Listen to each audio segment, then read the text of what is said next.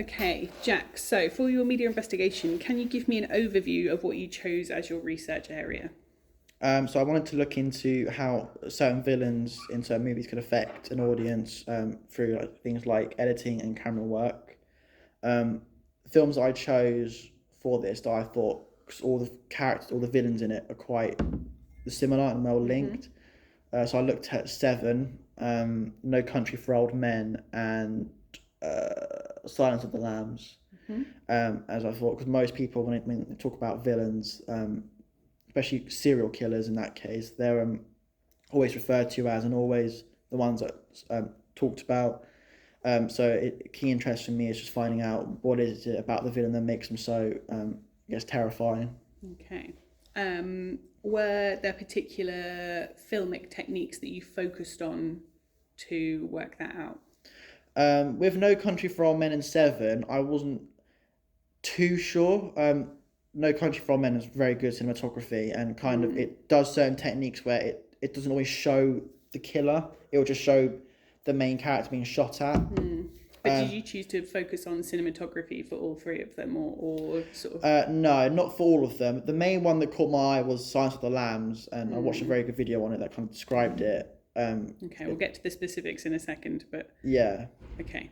What did you expect to find when you began researching? I'm not sure really. Just kind of. Let's repeat the question. What did you expect to find when you started researching? Like, what did you expect to find out?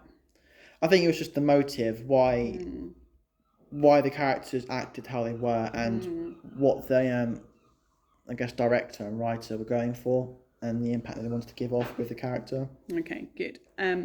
So what is the representation of villains generally like, and what is their role in the kind of narrative structure? Like, what does a villain normally do within the story?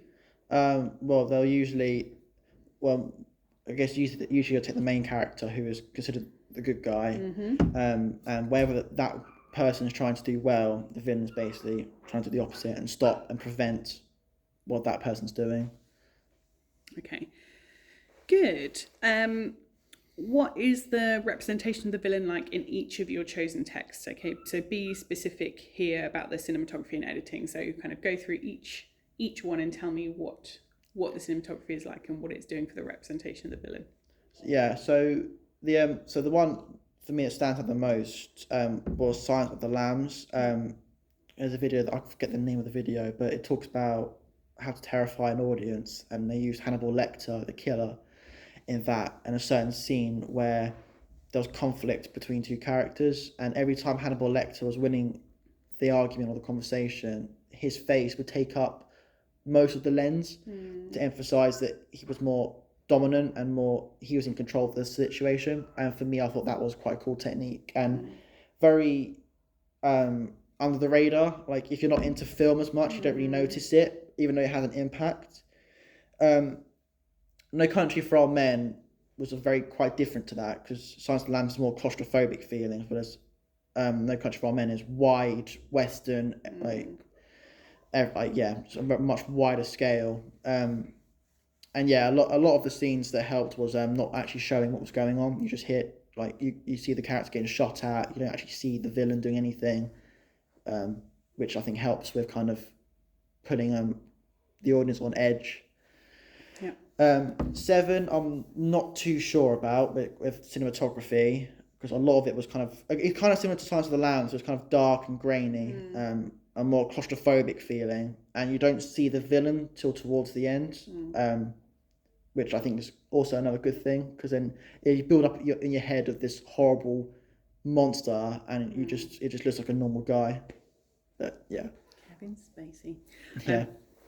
Okay. If you could have extended or improved your research, how would you have done this?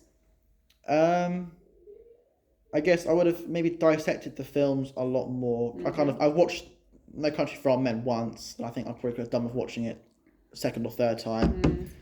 Seven, I probably could have gone through a bit more. But yeah, I think it's just more I could have looked at maybe the writing, why the directors chose to do that, and why certain. Well, I know I forget the name of the actor in No Country for Old Men. Javier Bardem. Yeah, the villain. Yeah, I know why he was chosen, because he's just ridiculously good at acting. Thanks. why certain characters, why certain actors were chosen for the roles, and why they were so good at portraying it. Are there any other films that come to mind that would make good sort of companion pieces for this, that would make other films as good comparisons?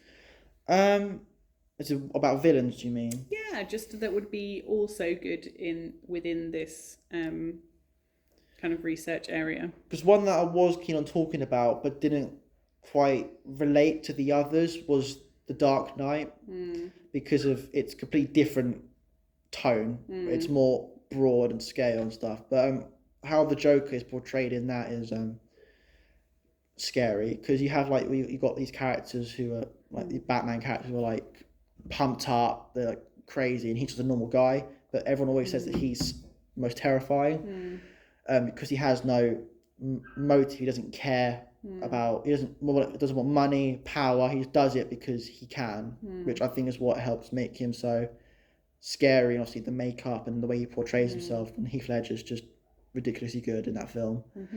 I think there's a lot to learn with how the Joker was created and how he's so good at terrifying the audience. I think it'd be sort of interesting as well, because Batman is like a flawed hero, so he's a superhero, but a flawed superhero in some ways. And with that, and it took a normal person to make him question his morals. And you've got people like Bane who are like metahumans and stuff who can do that. Cool. Okay, so tell me about your sources. Which was your most useful source in terms of your research?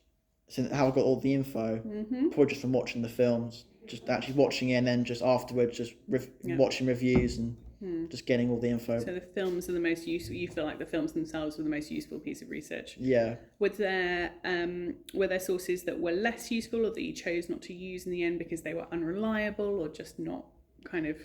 Although you have said you discounted Batman as a possible source here. Yeah. Were there other sources that you chose not to use?